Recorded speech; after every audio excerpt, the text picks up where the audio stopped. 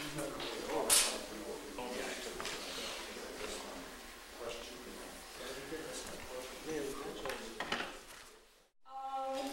things to start off with. One is, now that I've turned the lights off and you can't see it, I have finally, after many weeks of being nagged, gone ahead and made my very own webpage with the Compton lecture material on it. It's written here. The lights will come up at the end of the lecture and you can copy it down. For those of you who haven't already. Thank you. Most of what's on here is the handouts that have been going out every week, PDF of the slides, and also a QuickTime movie version of the slides so you guys can see the animations if you want to. And that's basically all that's on there. And it has links for later lectures, but there's nothing that they actually link to yet because the lectures haven't been written. That's the way it is. All right. So to remind you all, I'm Neila, Mann. For those of you who may be coming here for the first time, I'm a postdoc over at the University of Fermi Institute, which is across the way. And what I'm trying to do in this series of lectures is give you something of an overview, some of my favorite parts of 20th century particle physics. And you can see that we are now exactly halfway through the lecture series. The first 4 lectures, for which there are a limited number of handouts in the back, relativity, quantum mechanics, accelerator physics, and particle interactions. The subject of today's lecture is going to be quarks and the strong force. I'm sure many of you are as excited about this one as I am. This has always been one of my favorite topics. But to get you guys warmed up and back in the right frame of mind, I'm going to go briefly over, first I'm going to bring down the screen slightly. There we go. I'm going to go briefly over what we did last week, especially since some of these concepts are going to come up again. The first thing we talked about last week was that if you assume both quantum mechanics and special relativity, you are led inevitably to the existence of antiparticles. And it is one of the early successes of these theories that antiparticles were observed in the natural world. The second thing that we talked about was forces being mediated by the exchange of virtual particles. The main example that we talked about was the electromagnetic force being mediated by the photon. We also talked about what happens if you have a massive mediator, and I talked about the force that holds protons and neutrons together in a nucleus being mediated by the pion, and we're going to revisit that theme later today. We talked about the fact that because the mediating particle has to have uncertain energy and momentum in order to transfer energy and momentum between the two physical particles, and because the longer the virtual particle exists, the less uncertainty there is, there's a natural decrease of the strength of the force with distance because the virtual particle has to travel further. Particle interactions are limited by various conservation laws. Some of these you guys have no doubt heard of before. Energy, momentum, angular momentum, which at the particle level means spin. Charge. We introduced a new one which I called somewhat ahead of its time quark number. This quantity was known to be conserved before we actually knew there were quarks. So I chose to call it quark number in anticipation.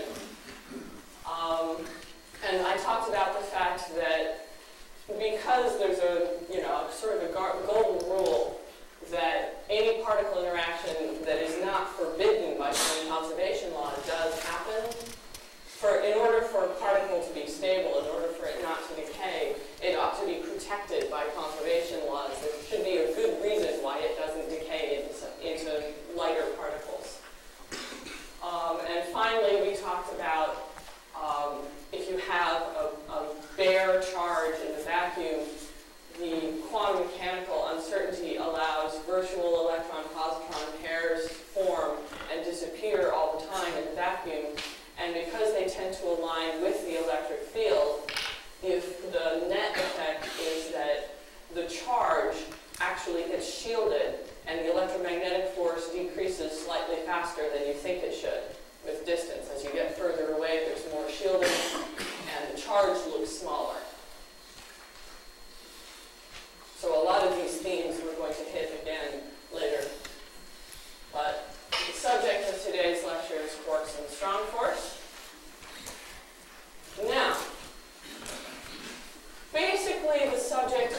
material in last week's lecture brought us up through 1947.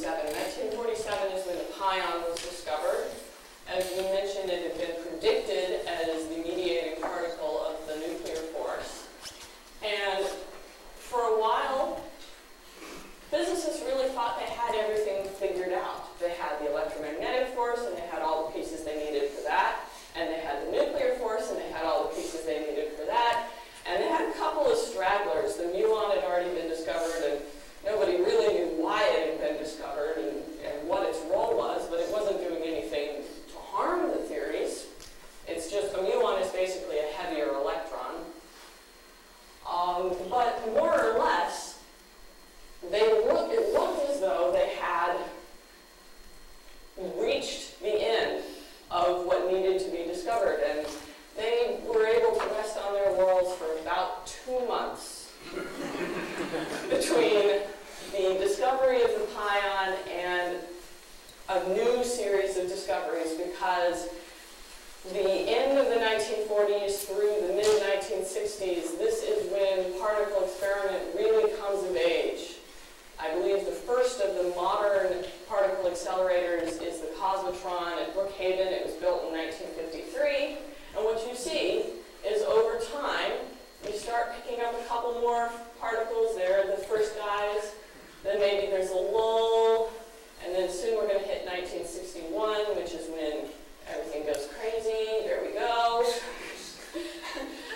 And suddenly, you've got this huge slew of new guys that nobody knows why they're there. They're basically, they look a lot like pions and protons and neutrons, but they're heavier.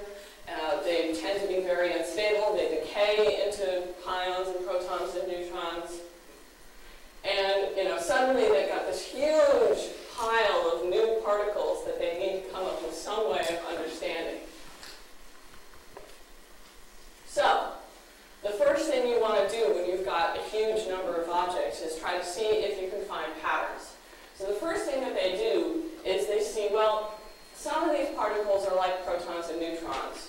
They've got this conserved quantity that we associate with protons and neutrons. So, for example, lambda, where's lambda? Somewhere in here. I don't know. Ah, there it is. Lambda decays into either a proton and a pion or a neutron and a pion. And either way, we know that lambda has to have non-zero quark number because it results in particles with non-zero quark number. So you can look at the decay products of these guys and you can split them up. Either they have non-zero quark number or they don't. So we do that. These guys have no quark number, no net quark number at all, and these guys have some quarks, some quark number. And basically you get two columns at the end of the day. And yeah, there's the last quark number guy. Well, that's a good start. We've got guys with quark number 3 and guys with quark number 0. The next thing you might want to think about is figuring out what the spin of these particles are. And there you begin to see the very beginnings of the pattern, because as you start to group them by spin, what you find out is that the particles with quark number 0 are either spin 0 or spin 1. They're both bosons. The guys with quark number 3 are either spin 1/2 or spin 3/2. They're all fermions. So you start to see the beginnings of a pattern here. Now we're going to arrange them by increasing mass. So here are the lightest guys of the protons and the neutrons over here. The lightest guys of the quark number 0 guys are the pions. And then you can start to collect them.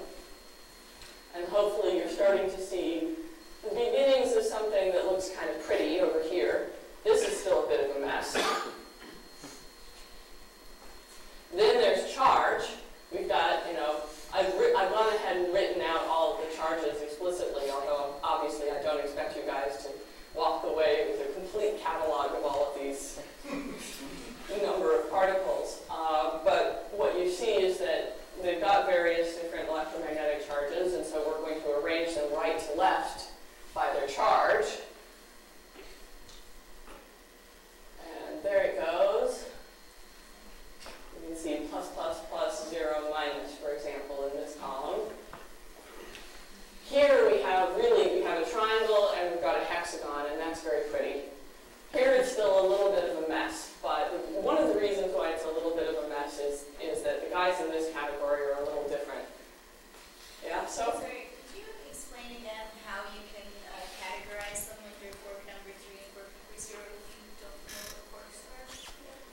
we know that there's a conserved quantity because there's something that makes the proton stable, and we call it X. And anything whose decay products include a proton and no antiprotons has X. And anything that doesn't can't. So whether we call it quark number or what they originally called it, which was baryon number, or if we call it, Susan, it's still there. So all of these guys decay basically down to the proton if you give it enough time, because the proton's the lightest guy over here. And all of these guys decay into leptons at the end of the day, electrons and neutrinos, and which are much, much lighter. All right, so the guys over here, I mentioned last week, I think it might have just been in a question and answer session, that the pions, the pi plus and the pi minus, are antiparticle-particle pairs of each other. And it happens that the guys over here in general are. That inside this table we have particle-antiparticle pairs. And what we can do is we can arrange them in such a way that the particles and the antiparticles are opposite each other. So you get basically more hexagons. There's extra particles here, but what this is a little hexagon where the K minus and the K plus are particle-antiparticle pair, the pi plus and pi minus are, the K0 and K0 bar are, and the guys in the middle and off to the side are their own antiparticles. So that basically gives you the patterns that they had to work with.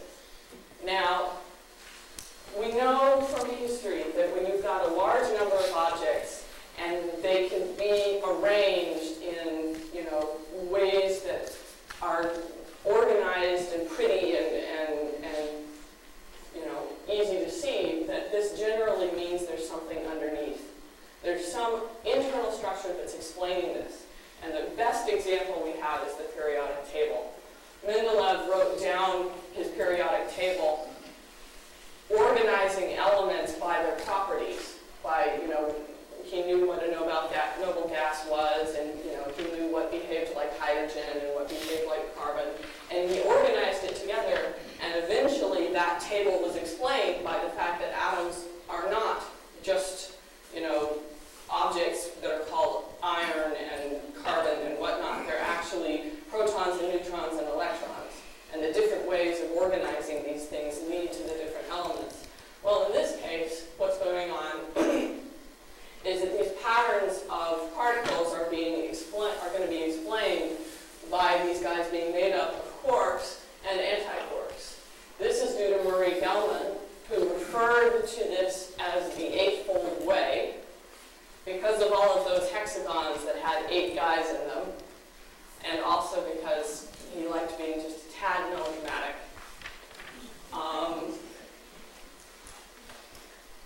What we'll find is that the particles with non-zero quark number, which are also called baryons, have 3 quarks each. And you see that my anticipation made sense. The ones with 0 quark number, which are called mesons, have 1 quark and 1 antiquark. The origin of the name baryon means heavy in Greek, meson means medium, and lepton means light. That's because the first baryons we had were the protons and the neutrons. The first mesons we had were the pions, and the first leptons we had were electrons. And if you organize them by mass, you have the electrons are very light, the mesons are in the middle, and the baryons are heavy. But of course, once you have lots of mesons and lots of baryons, it stops making sense because some of the mesons are heavier than the lightest baryons. But the names stuck anyways. And what we'll find is that there are 3 different kinds of quarks that make up these patterns.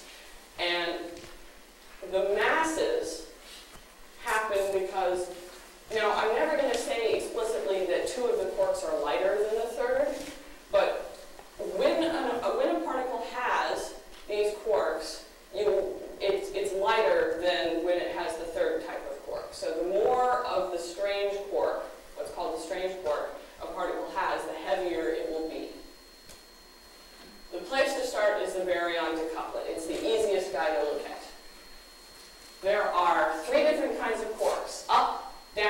and strange.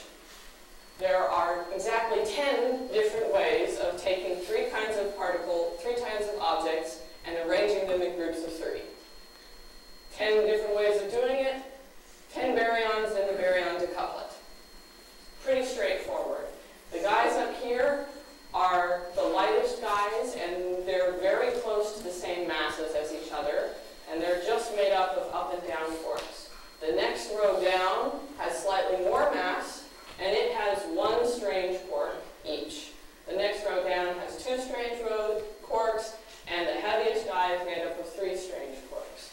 You can also look at the charges, and from the charges you can deduce what the charges of the various quarks are. If this guy has a net charge of +2, and he's made up of 3 up quarks, then the charge of each up quark must be +2/3. And similarly, the down quark must be -1/3, and the strange quark must be -1/3. The baryon octet is very similar, except we've lost the corners. There are no particles in the baryon octet that are 3 quarks of the same flavor. Also, the middle is doubled, and I'm afraid I'm not going to be able to get into why that particular subtlety happens. But one thing I will mention is that I mentioned last week that for every proton there's also an antiproton and there's an antineutron. Well, for every one of the baryons there's an antiparticle partner.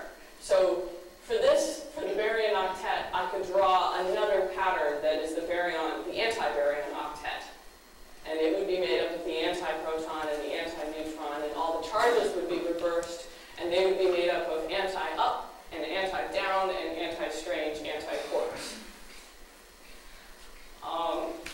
The third thing I want to mention is that the decouplet, the one we were looking at before, tends to be more massive, and it tends to be less stable. The guys in the decouplet decay very, very fast to the guys in the octet, generically.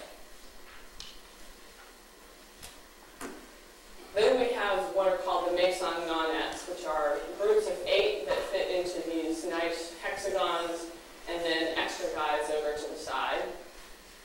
The mesons are made up of 1 quark and 1 antiquark, and that explains why within one pattern of mesons you get both the particle and its antiparticle, because we can see that the pi plus is made up of an anti-down and an up. The anti-down has charge +1/3, the up has charge +2/3. The combination of them is charge +1, which explains what the charge of the pion is. The antiparticle of that is made up of an anti-up and a down. So the mesons are made up from different ways of combining 1 quark of one of 3 types and 1 antiquark of one of 3 types. Well, there are 9 ways of doing that. There are 3 ways of choosing a quark and 3 ways of choosing an antiquark.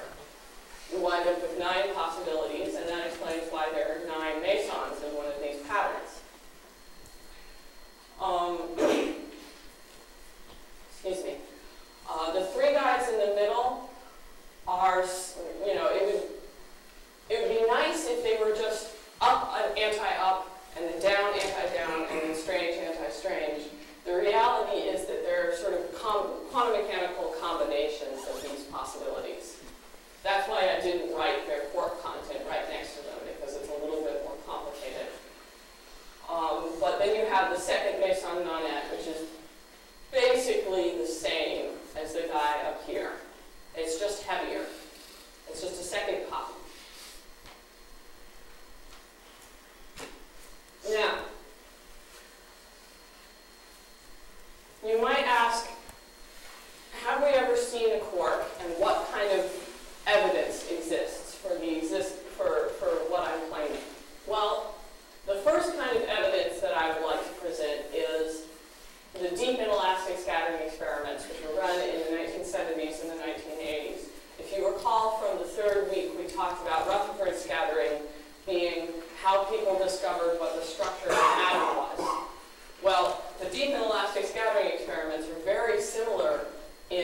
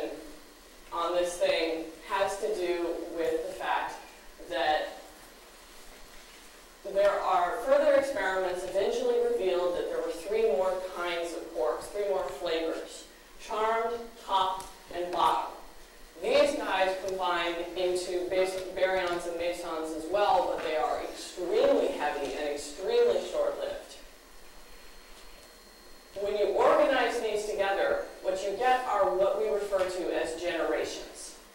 The lowest generation, you put them together with the leptons, and the first generation just has the up quark, the down quark, the first neutrino, and the electron.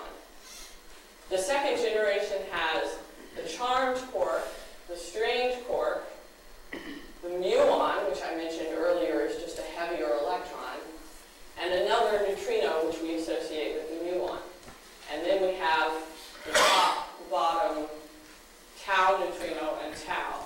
The quarks in this column have charge -1/3. The quarks in this column have charge +1/3. The thing about this is that a generation is consistent at the mathematical level in a way that it wouldn't be if you took one of these guys away. If the up quark didn't exist, then these three particles by themselves don't make sense. There's a quantum mechanical phenomenon that happens that needs to be canceled, and it only cancels if you have exactly these four guys. So the generation really only makes sense if you have all four. And the reason I'm telling this is that when the quark model was originally proposed and when the details were originally worked out, we had the first 7 of these. We had the up and down, the electron and the neutrino, and we had the strange, because up, down, and strange are the particles in the baryon octet and decouplet. And we had the muon, and we had the muon neutrino, but we didn't have the charmed quark. And I think the guys who originally saw that this didn't make sense and proposed as a result, in order for this whole story to make sense, what we need is a fourth quark. We need the charmed quark. This is Glasgow, Maia, and Iliopolis, I believe. They proposed the existence of the charmed quark, and at the time when they did this, the quark model was not widely accepted in the field. It was one of several proposals to explain baryons and mesons, but they made a concrete prediction based on it that there should be this fourth quark, and that should lead to new kinds of baryons and mesons that were charmed. And on November 11th, 1974, 2 groups simultaneously published their results. One was at Brookhaven, led by Samuel Ting. The other was at Stanford at SLAC, led by Burton Richter. Simultaneously published that they had discovered the first charmed particle, by which I mean a particle that has a charmed quark in it. It is called J or psi. One group called it J, the other group called it psi. And the reason I know the date is because, as we've already learned, the particle physicists, we like our tiny bit of melodrama. This is called the November Revolution. So that basically after that day and after that discovery, the quark model was almost universally accepted. It made a very concrete prediction as to the existence of these new particles, and that prediction was held up. And nobody really doubted it after that. Yes? Are these rest masses that you're talking about, that each of these generations vary in? These guys have increasing rest mass. The electrons, muon, tau. The neutrinos all have very, very small mass. And neutrino masses are kind of a complicated story because you can't really say that we don't know what the mass of this guy is or what the mass of this guy is. We just know that it's extremely small, but not zero. The guys over here, remember we talked about the fact that in order to define mass, you have to be able to isolate a particle. What we'll see is that quarks cannot be isolated. So I never want to say that up and down quarks have small mass and strange and charmed quarks have more mass than that, and bottom and top quarks are even more massive. What we say instead is that when a baryon or a meson has a top quark in it, it is much more heavy than it would be if it instead had a charmed quark. That's really impossible to define the quark masses in a consistent way. Does that answer your question? I was wondering what contribution kinetic energy might make to the masses. We usually define mass as the energy of the particle when it's at rest. So the kinetic energy doesn't contribute to a mass, ever. Okay. Now there's a puzzle that came up when you laid out the baryons. And this is called the color puzzle eventually. Quarks are spin 1/2 particles, and that makes them fermions.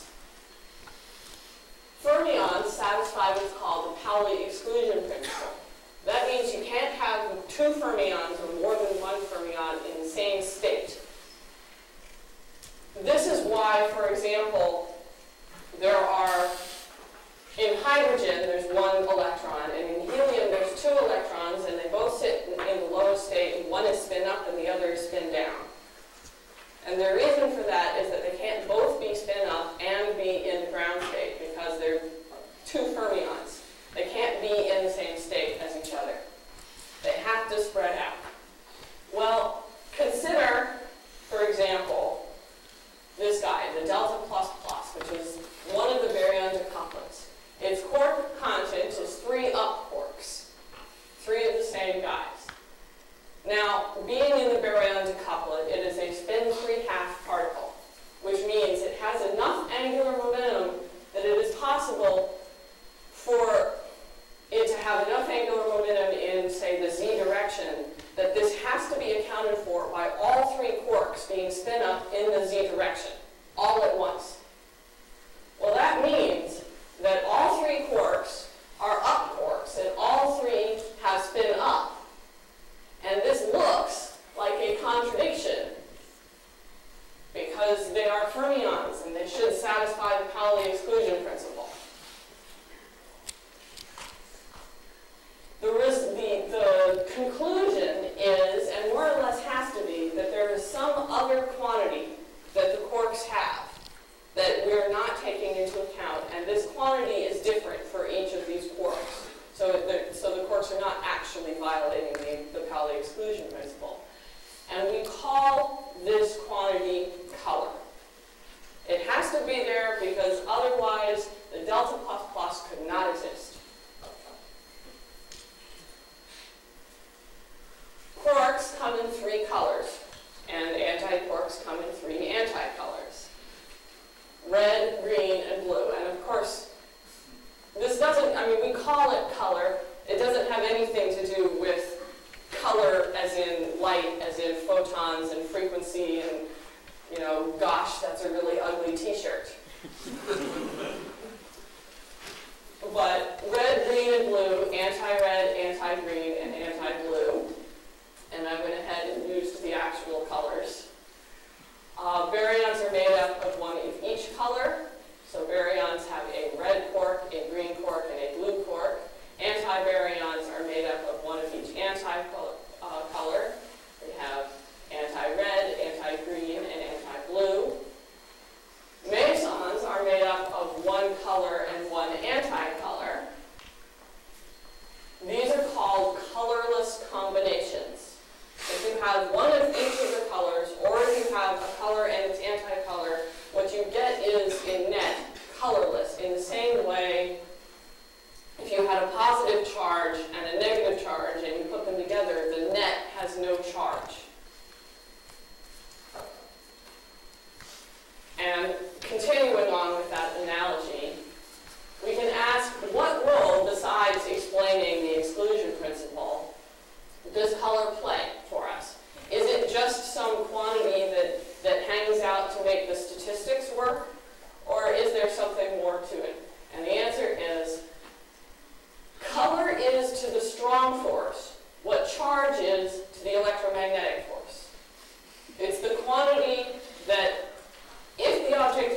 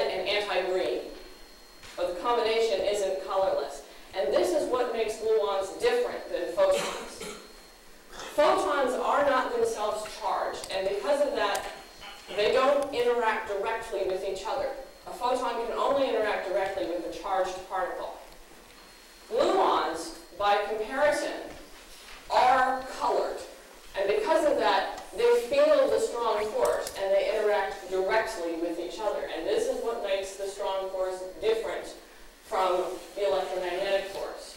Other than that, gluons are massless and spin-one particles, which makes them sound an awful lot like photons.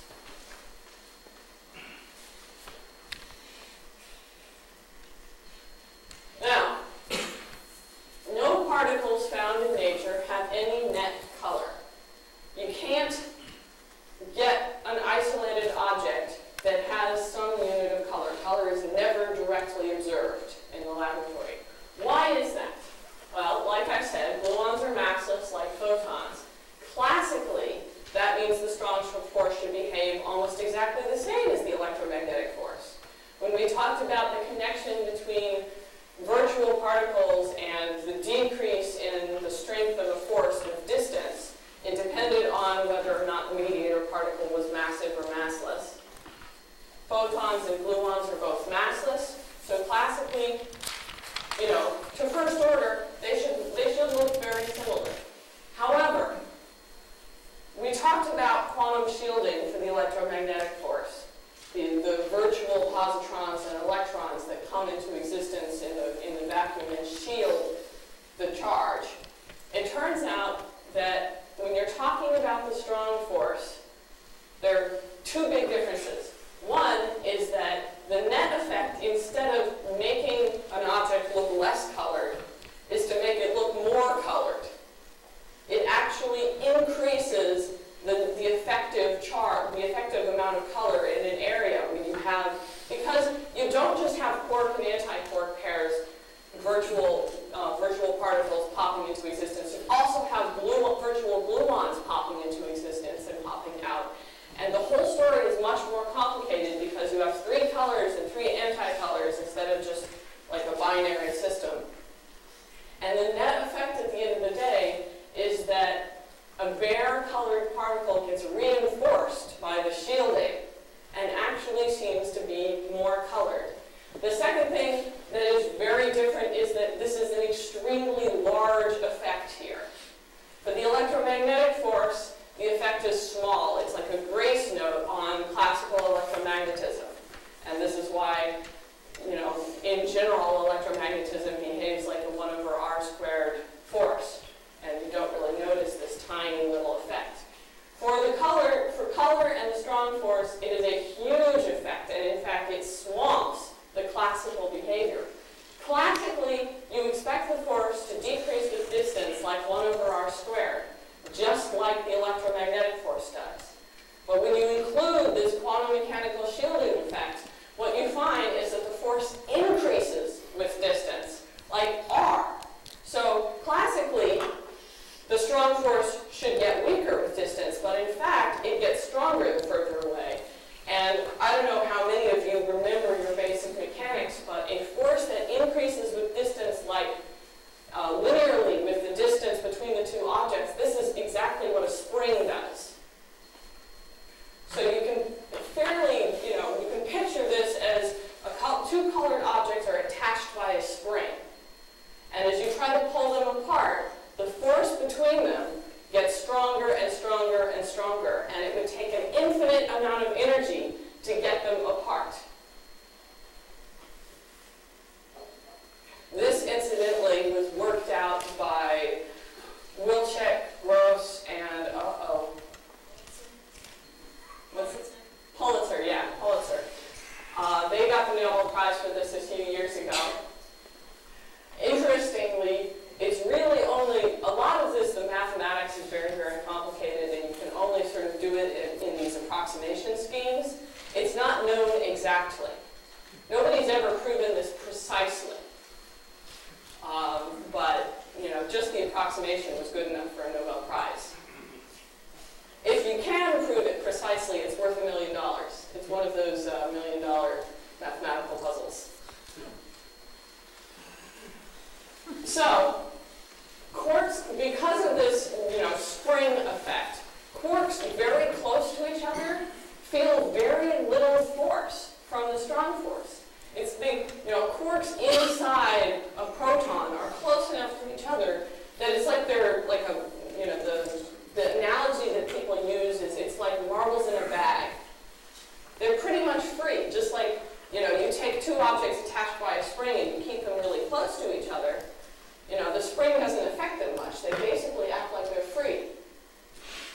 Well, the force only becomes strong when you start to separate them. What happens if you try, for example, to pull a meson apart? A meson has one quark and one antiquark. As you begin to separate them, the strong force starts to kick in, and you have to put in more and more energy into the system to get them further and further apart. Like, pulling two objects that are attached by a spring apart. You're exerting force on it. You're putting energy into the system to get them away from each other.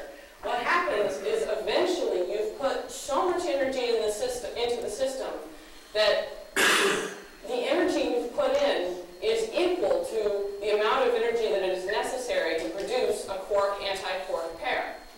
And at that point, instead of having the quarks come apart any further, what happens is all of this energy gets put into creating a quark-antiquark pair in the middle there, and suddenly you get two mesons, two complete mesons, which are colorless objects that separate very easily. So it's like pull, pull, pull, pull, pull, snap. And instead of getting isolated colors, you've got two colorless objects. In an actual particle accelerator, the story is a bit messier than this, as you might imagine.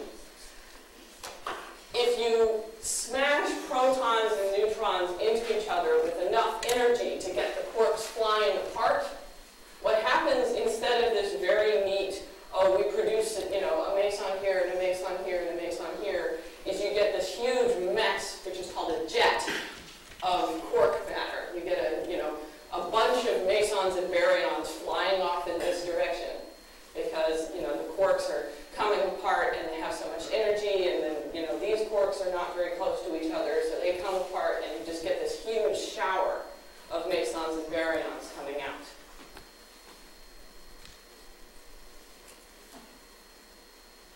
Now, you will remember that last week we talked about the nuclear force, and I'm sure most of you are already aware that the nuclear force is actually the strong force.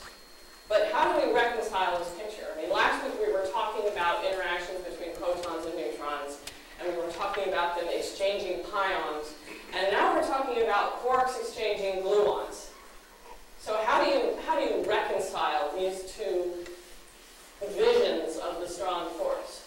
Well, the nuclear force is a residual effect of the fact that protons and neutrons, while they're colorless, they have some color structure to them. The best parallel we have is against the electromagnetic force. If you have two atoms, the atoms themselves are electrically neutral. But because they're made up of electrons here and protons here, they have some electromagnetic structure, and because of that, chemistry happens. Chemistry being electromagnetic interactions between two objects that in net are neutral. And in fact, even if the atoms are close enough together to form molecules and chemical bonds, this is a fairly strong effect. But even if you have fairly widely separated molecules of gas, they still feel a very, very slight electromagnetic attraction to each other because of their net structure. This is called a van der Waals force. And in fact, if you look at how the van der Waals force behaves with distance, its behavior is almost the same as the nuclear force. It has this, effective range beyond which it's extremely small, just like the nuclear force is. And this is really what's happening with the nuclear force and protons and neutrons, is the protons and the neutrons themselves are colorless. But if you look a little closer, you've got a lump here that's green and a lump here that's red and a lump here that's blue, and they can interact with each other just the way two atoms can interact electromagnetically. And instead of forming molecules, they form baryons and mesons. Well, one way of seeing why the nuclear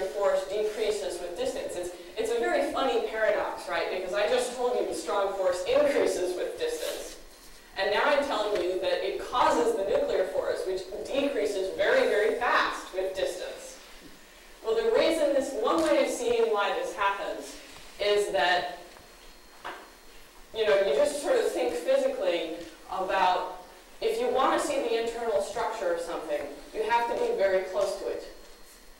In order to sort of see that this proton has a red and a green and a blue, you have to be right up next to it. If it's across the room from you, all you see is this colorless blur. So that's another, the further away you are, the less significant the internal structure of the object is to you. And that's another way of seeing why the nuclear force has to decrease with distance. It's because in that object doesn't have any color, and therefore, when you're far away from it, it doesn't look like it should be affected by the strong force at all. It's only over very short distances that this structure plays a role. Now, we also talked about the exchange of the pion as a nuclear force mediator. Well, is there some way of understanding that? Turns out there is. Let's draw some pictures. So what I have up here is a proton. That's a down quark, an up quark, and an up quark. And a neutron. That's an up quark, a down quark, and a down quark. And the proton and the neutron are, interacting with each other. And one way that they might interact is by exchanging gluons. We know, for example, that this up quark has color and this up quark has color, and they can exchange a gluon because of it. And this could be a way for the proton and the neutron to interact, just like, the electron and the positron could exchange a photon. But this gluon is a colored object.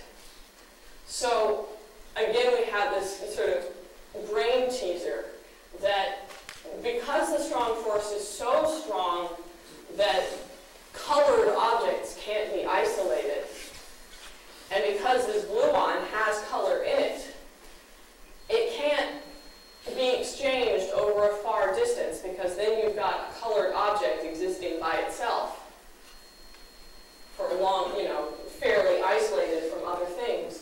So this is an extremely short-range effect. It's a very, very short range, or, as you may remember from your accelerator lecture, short distances corresponds to high energy. It could also be thought of as an extremely high energy effect. Much, much shorter, in fact, than the nuclear force range.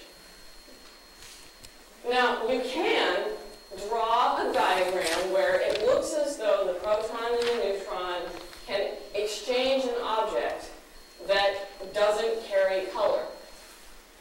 So here's a picture of one of these possibilities. Here's my proton and here's my neutron, and what you see is that because of the strong force, you can have sort of an up and an anti-up branching off, and then being absorbed down here. And this is all, really, at the end of the day, this is all the strong force. But what you've got in the middle is a colorless particle that is made up of one up and one anti-up quark. And that's a neutral pion. So the effective picture here is that the proton and the neutron are actually exchanging a pion, which is what we said the nuclear force should be last week. So I've given you two different ways of thinking of the nuclear force, but what they both come down to is that it's an effective picture, and if you look a little closer, it's due to the strong force. Yes? In exchange, do the same with any one of those quarks. There must be a number of different kinds of ions. Yeah, you can also arrange it so that they exchange a positive charged pion or a negative charged pion. So inside the nucleus is at some linear chemical. Yeah. Is the word exchange meant to convey the idea of one passing something to the other, or that there's something going in each direction? It's a virtual particle, and because of that, we can't say this electron emitted a photon and this positron absorbed it, because it's a virtual photon. It's not one or the other. It's a quantum mechanical uncertainty because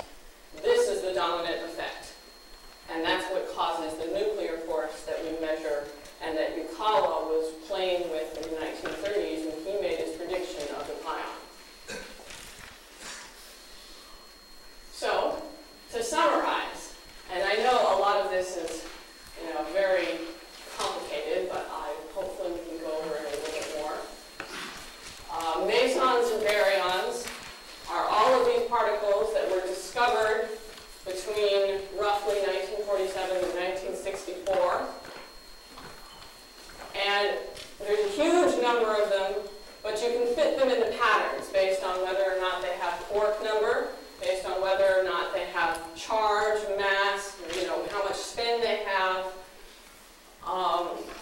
And once you fit them into these patterns, the patterns can be explained by the fact that they are made up of up, down, and strange quarks, or anti-up, anti-down, and anti-strange quarks. The baryons are made up of 3 quarks. The mesons are made up of 1 quark and 1 anti-quark. We talked about the fact that quarks have a quantity that is called color, and the first introduction to color we had was that it's necessary for it to exist in order for certain baryons to make sense, because otherwise they violate the Pauli exclusion principle. But we discovered that it wasn't just some arbitrary quantity, that it was actually the charge for the strong force. That there were 3 different kinds of color, red, green, and blue, and 3 kinds of anti-color, and that the strong force was mediated by gluons, which are themselves colored objects. We also talked about the fact that quantum shielding in this case causes the strong force to grow with distance, and that this causes colored objects to hold together very, very strongly, much more strongly than electromagnetic forces hold together, electromagnetic charges hold together. And in fact, that the result is that it's not possible to get an isolated object of color by itself, because it would require an infinite amount of energy to do that. And finally, I reintroduced the nuclear force and pion exchange as an effective residual story that results from the fact that protons and neutrons themselves are made up of quarks, and quarks have color, and the color of the quarks is affected by the strong force. So that was that's sort of part 2 of the nuclear story. And I think, on that note, I will begin to take questions.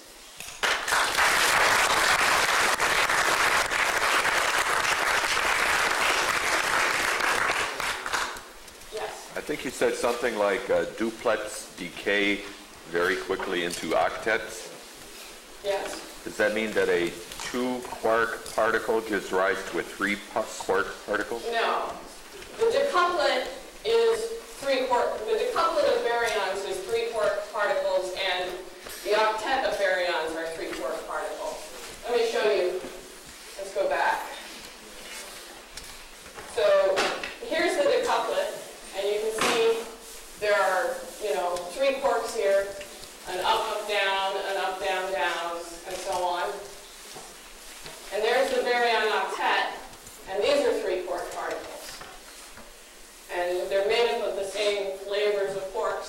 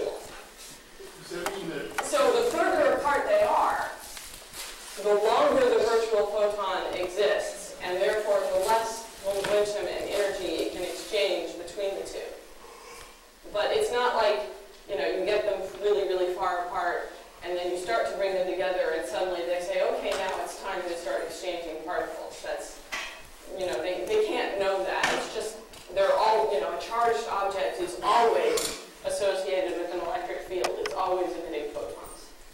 You mean that, when you said that they're always exchanging, you mean that everyone in the universe is always exchanging with everyone in the universe? Basically, yes.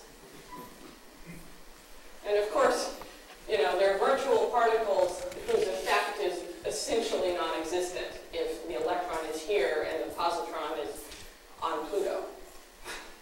I mean, the effect is so small that we can pretty much ignore it. But yes. Bottom quark was originally called the beauty, right? Is there a story behind that? There are two, the top and bottom quarks are also sometimes known as truth and beauty.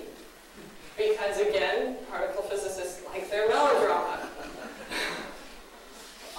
But this also, of course, leads to jokes about, looking for individual quarks. You're looking for the bare bottom, or possibly for the naked truth. Yes. Is a gluon a pion? Are they the same structure or not? It's you're thinking because a gluon has 1 unit of color and 1 unit of anticolor. Then they both. Not really. A pion, so a gluon, even though it has 1 unit of color and 1 unit of anticolor, A, it's not made up of quarks. It's just that quarks are not the only particles in the universe to carry color. And B, it might have red and anti-green, but the net is not colorless. A pion, by comparison, has, is made up of 1 quark and 1 antiquark. And the combination is colorless. It's, red and anti-red. There's no net color. So that's 2 differences between them. Also, gluons are massless and pions are massive. They both mediate the interaction. But of course, the pion, saying that the pion mediates the nuclear force is an effective picture. It's like saying that, it's like saying that two molecules of gas are attracted by the van der Waals force. Well, this is true, but the underlying cause of the van der Waals force is the electromagnetic force. It's true that the nuclear force is mediated by a pion, but this is an effective story, and the reason it happens is that the pions and the protons and the neutrons all have color structure and they can exchange gluons. Yes? The newspaper here in Chicago, right? They were writing what Fermi lamps, and they talked about Higgs boson experiment was cancelled for some reason, and then they went to Switzerland to do the hadron experiment. Is there any progress in that one? Okay. So I'm not sure, I don't think I've read that particular article, but it's certainly true that we'll talk a lot about the Higgs particle next week. Okay. But the basic story is that this whole thing with quarks and leptons doesn't make sense without this last particle that's called the Higgs boson. It has something to do with the mass. Yes. Why do you feel the mass? And we'll talk about that next week as well.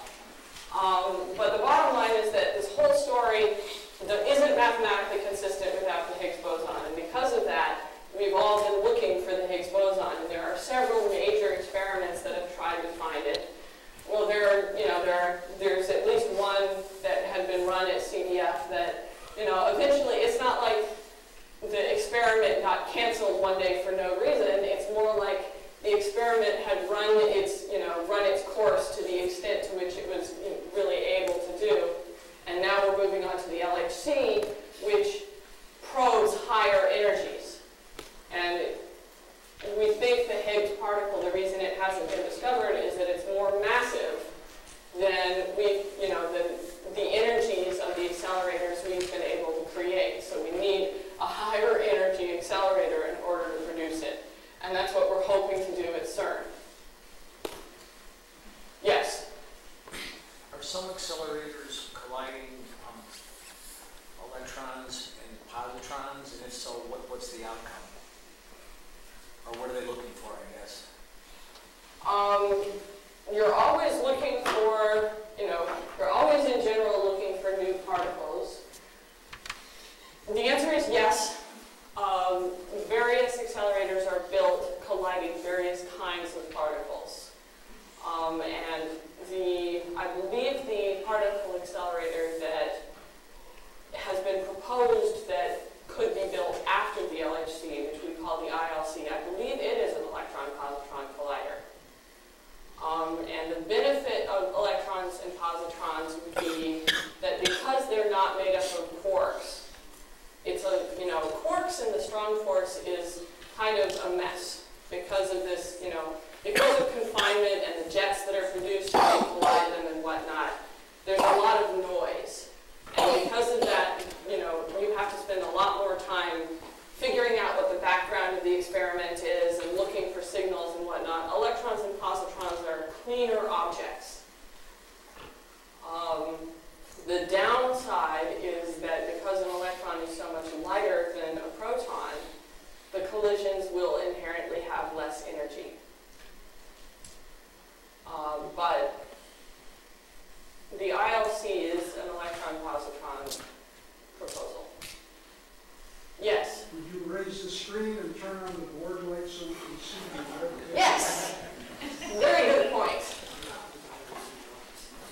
Blackboard lights on. Screen up.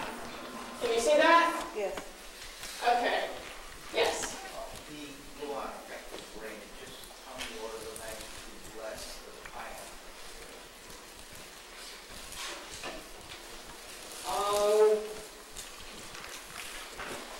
Let's see. The gluon effective range in energy is about 1 GeV. The nuclear energies are more on the order of MeV, I think. 1 MeV. So that's about a factor of 1,000. Yes? You discussed what color does, you haven't discussed what color is. Is that a super screen? It's funny you ask this question because you're not used to hearing the word. You could just as easily ask what charge is. Do you really know? I mean, these are, the best answer is, the best answer that I have is, it is that quantity which causes the strong force. Yes? Is there a maximum mass for a barrier? No. On the other hand, remember when I gave the accelerator experiment talk, we talked about the fact that the masses of these objects are not always well defined. It's sort of a, in an experiment, the energy that you put in should correspond to the mass of the particle you've created. And we talked about the particle creation happening over some, there's a peak of particle creation, but it's not like one, sharp line. In general, the bigger, more massive baryons are very, very unstable. And you remember, the shorter lived a particle is, the less well-defined its mass is. You get far enough up, and these particles stop looking like very well-defined peaks. And they start doing this. And at some point, you can kind of legitimately ask, is that even really a particle in any sense, or is it just some, bump in the data?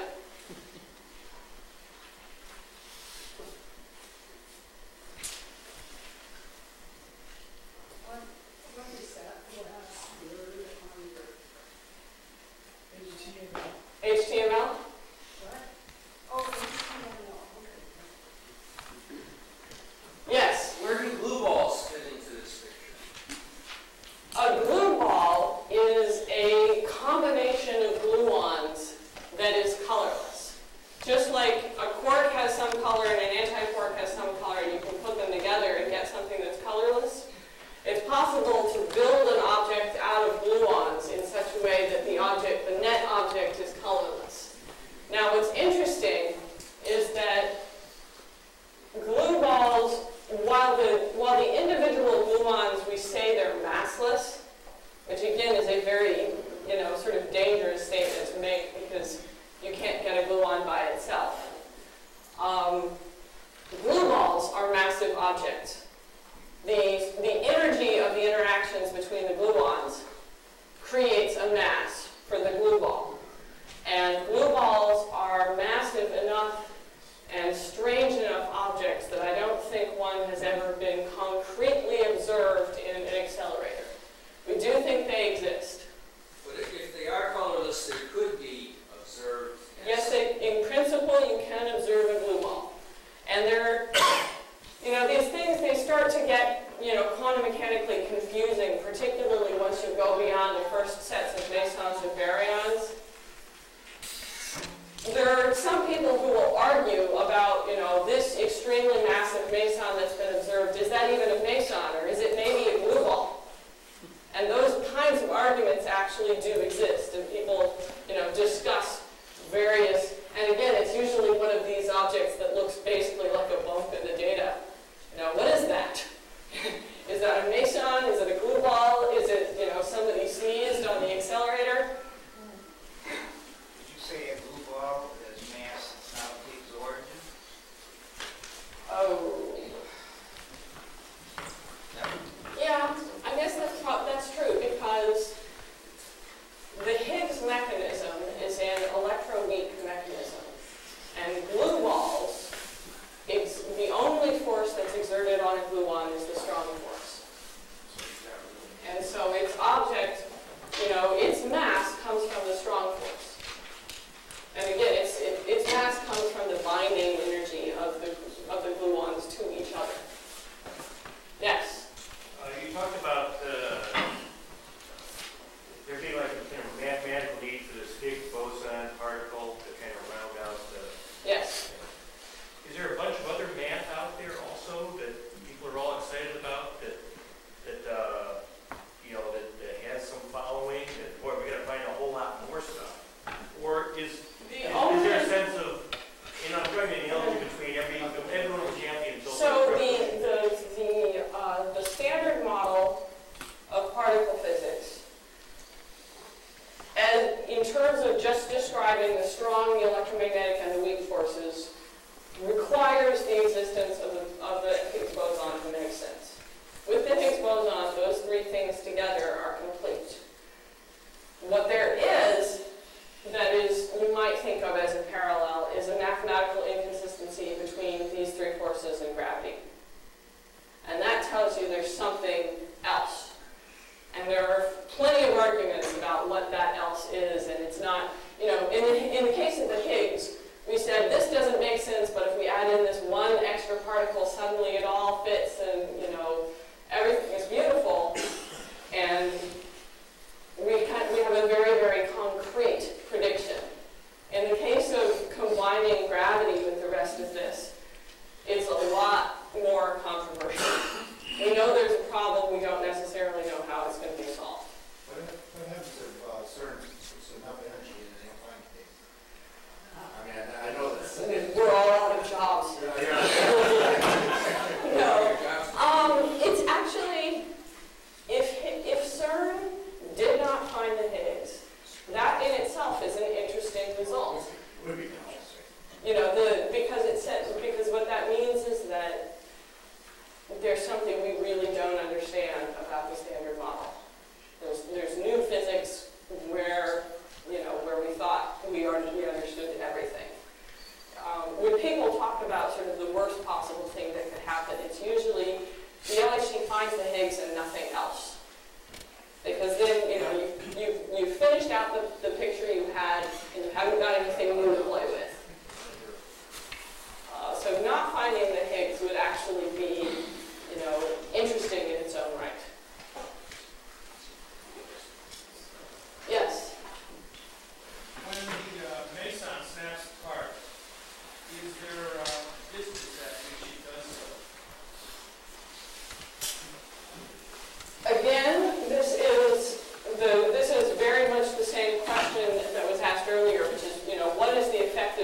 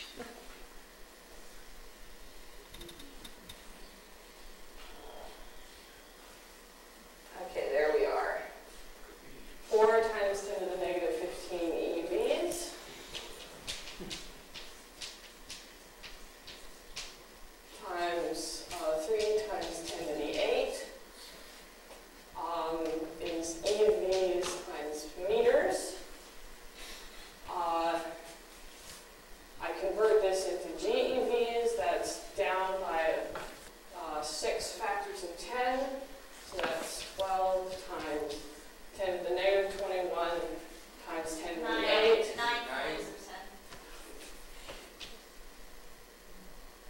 Oh, you're right. That 9, right. Good, thank you. 10 to the negative 24, 10 to the negative 16. That's roughly 10 to the negative 15.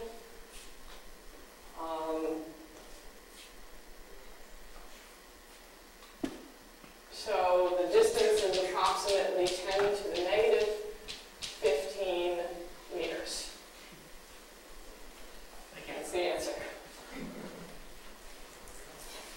Very easy to visualize. Extremely small. And atom is like 10 to the minus